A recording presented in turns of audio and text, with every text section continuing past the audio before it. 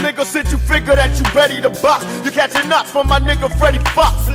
While he awaits a hearing on charges he violated his probation. 20 shots of piss. You know what I mean? Literally. You know, I'm on parole, right? I'm on parole, so the thing is, right? Yeah.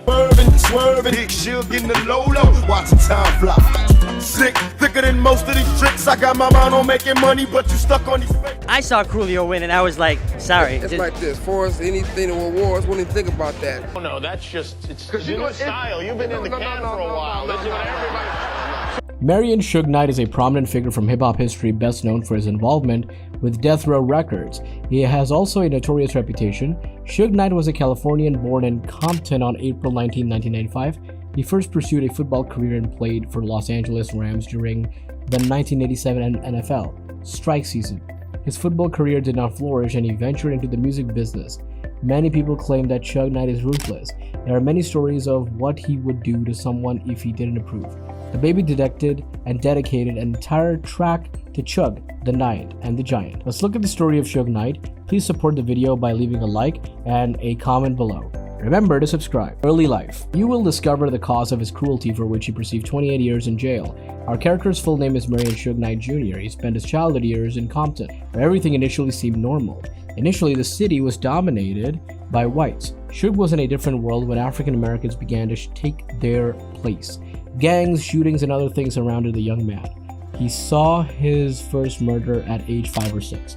He found a man dead with $5,000 on him. He shared half of the money with his mother. He was nicknamed Sugar Bear as a kid because of his large physique. He attended Linwood Middle School where he played American football star. In the second half, 30 owners were 4 to 11 and 49 yards. We'll need to put it, he liked to fight people up here. He enjoyed scraping the paint from his helmet. Why is he so grumpy?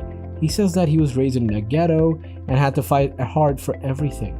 And after college, he wasn't drafted by the NFL team, but was chosen during Los Angeles Rams training camp. Knight was able to play 2 games with the Rams in 1987. Knight said that the NFL treated him like a slave, and he didn't like it. Knight, who had failed to qualify for professional clubs in the 1980s, took the bear out of his name and worked as a guard for celebrities under the name Suge.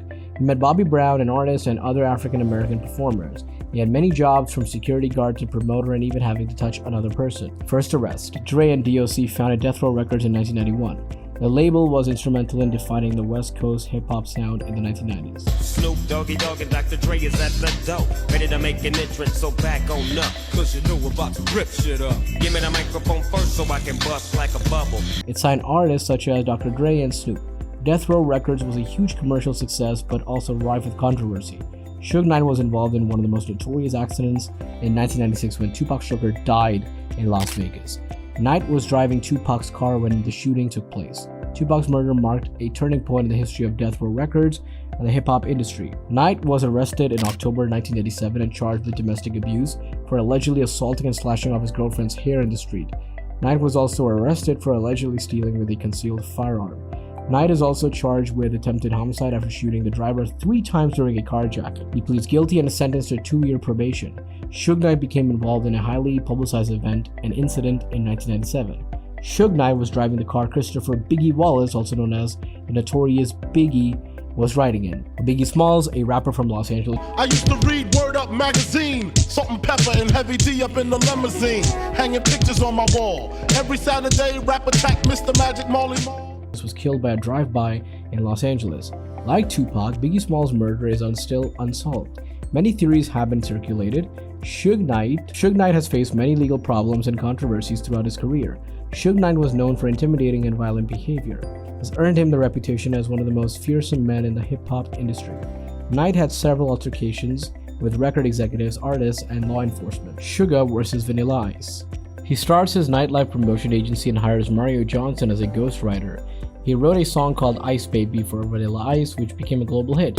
You better gain weight, you better hit bulls out, the kid don't play. If there was a problem, yo, I'll solve it. Check out the hook while my DJ revolves. Suge's bank account is empty and it's time to ask Vanilla Ice why. Well, he and the guys approach him at a restaurant on a positive note. Hey, how are you doing? The conversation continued in the hotel. Van Winkle recounts the night of terror in his suite at Beverly Hills Hotel. He says that Suge Knight and 6 other men showed up. Did you do it? No, I didn't. It has never happened. It never happened. You didn't bring him to the balcony. What's the deal? It sounds like other police reports that have involved you repeatedly. You have a pattern of doing that tonight. This is not true, Vanilla, however, claims that this never happened. SHO acted with dignity in his version. However, there were hints of threats and blackmail. Suge versus Eazy-E. Suge then meets Dr. Dre the next night, who claims that this contract was a sham.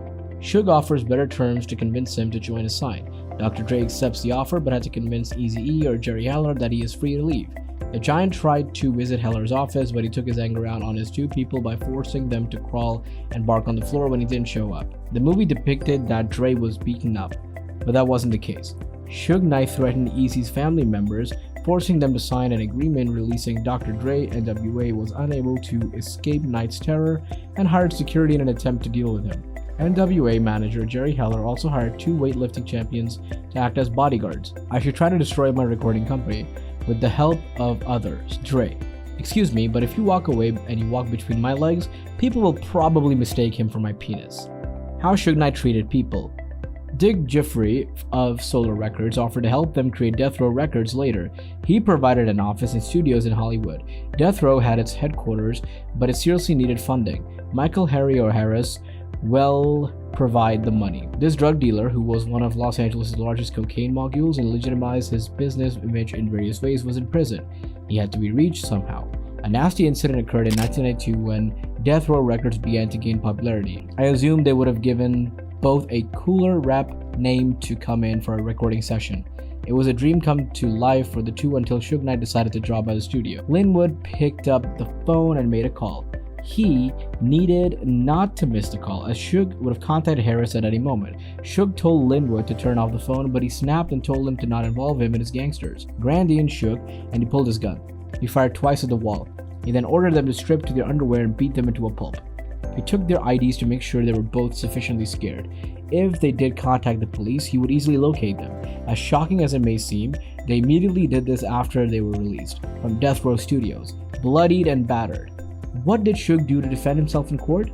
He bought their defense when Linwood and George Stanley sued him and offered the daughter of the prosecuting attorney a record contract. There was a red room at the Death Row Studios. Man wanted to sign a contract with the record label one day. Suge said he agreed but warned that he might be beaten if he didn't like the contract. They would sometimes beat him up after uttering only 2 words. Even girls were not spared. In 1995, another incident that will make you shiver, Happy Walters had a dispute with cigar swallower Knight over the business. He mysteriously vanished while withdrawing cash from an ATM. All left behind was a wallet.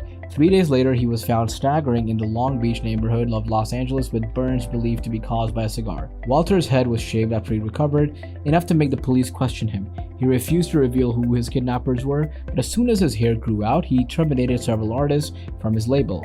Like in the film Welcome to Death Row, many claimed that Suge was out of control when he signed Puck to his deal. He couldn't be reached. Michael Harry O'Harris, his colleague, became unhappy when he started appearing in magazines of all kinds and stopped contacting him. He also refused to share any profits with Michael Harry O'Harris.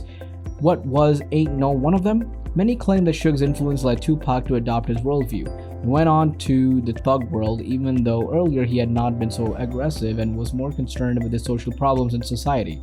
Suge Knight, however, said he tried to convince Tupac to not be so aggressive and ruthless. Suge killed Eazy-E. Theory. Here's a legendary clip from 1995 when Eazy-E passed away.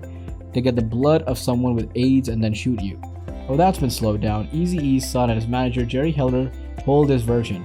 In his opinion, it was the best choice to avoid going to prison. He regrets that he did not let Eazy-E murder Suge Knight. Suge versus Puff Daddy. Suge Knight criticizes Puff Daddy during the Source Awards. Second of all, I'd like to thank my whole entire Death Row family on both sides, you know what I'm saying? You won't need to worry about the producer trying to ruin the video. All the information will be recorded. Dance, Color, Death, Rock, Suge Knight's bodyguard, and close friend Jay Hassan Jamal Robles died on September 23, 1995 after a fight and a club shared by Death Row Records and Bad Boy Records. Suge blamed Puff Daddy for the death. Suge got information from a Bad Boy member attending a party for Death Row. Suge left without Tupac. Tupac died in 1996 while driving with Suge Knight. Suge Knight was said to have wanted to kill Tupac because he wanted him to leave his label. Death Row was not around for long after Tupac died. Suge was sent to prison for his involvement in the fight on the fateful day Park was murdered. The producer said he didn't participate in the beating but wanted to stop a violent attack. There is no evidence that Suge beat up Orlando Anderson. I believe it would have been more appropriate to tell the judge that he should go fuck his own instead of giving the money to lawyers that couldn't help him avoid prison. Suge killed the Notorious B.I.G. If it's difficult to believe that Biggie could have murdered Tupac, there's another side to the story. Suge Knight is said to have worked hard in prison to eliminate Biggie. Suge's at the county jail. She goes and meets with him. Suge says, listen, I want Biggie killed. I want you to go ahead and get a hold of my boy Poochie from the neighborhood. He knows Poochie's a known shooter. Suge Knight denies that, explaining that this was not in his nature and that he had also been in jail with Suge. Suge Knight versus Eminem. He even started a fight with Eminem after he was released from prison. Big Nas said in an interview that Suge and M had met for the first time at the Source Awards ceremony in 2001. He witnessed a young cheeky Slim Shady getting into a verbal fight with the men in red shirts. Death row is a life sentence. What's the connection? He said, the bodyguard told another story of how the legendary record label boss attempted to harm Eminem during a concert in Hawaii. The 20 police officers that met them at the airport informed them of Suge Knight's presence. Eminem turned tomato red and his fist was clenched at his side. Like you get ready. Like you getting ready. You know that I am strong because of the Suge Knights. I'm like, whoa. What's the matter with us? What are you saying? What do you think about Eminem? What do you think about the rap music? You know that I don't.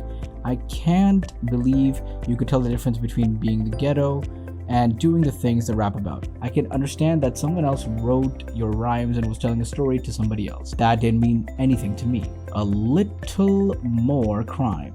In 2008, he was arrested for drug charges and aggravated assailant. He was slapping a woman naked with his hand while holding a knife. He's accused of assaulting a woman with a deadly object, drug possession, and domestic violence. Posting $19,000 in bail, he was released.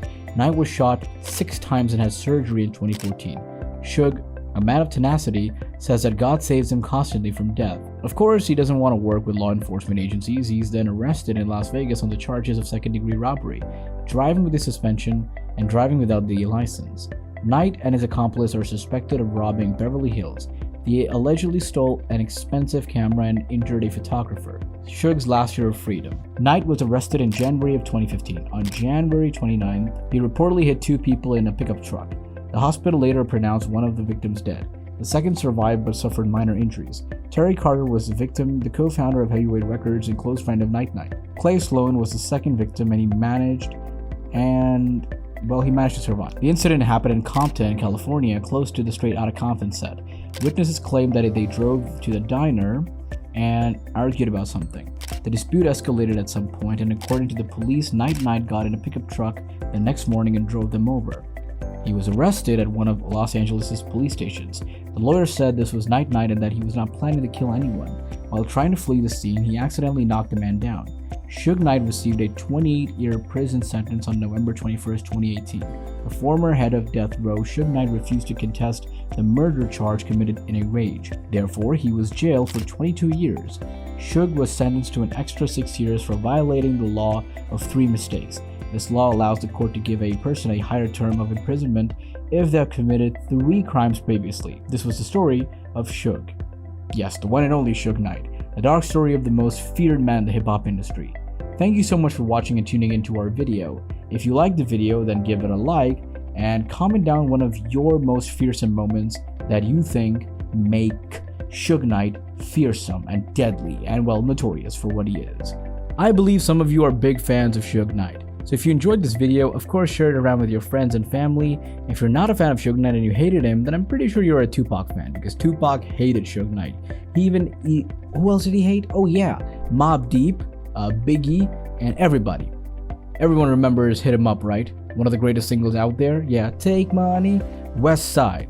That's how it works. But hey, this story is about Suge Knight, so we're here to support Suge Knight himself. Go Suga!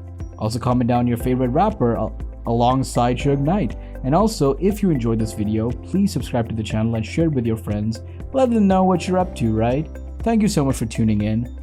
Goodbye.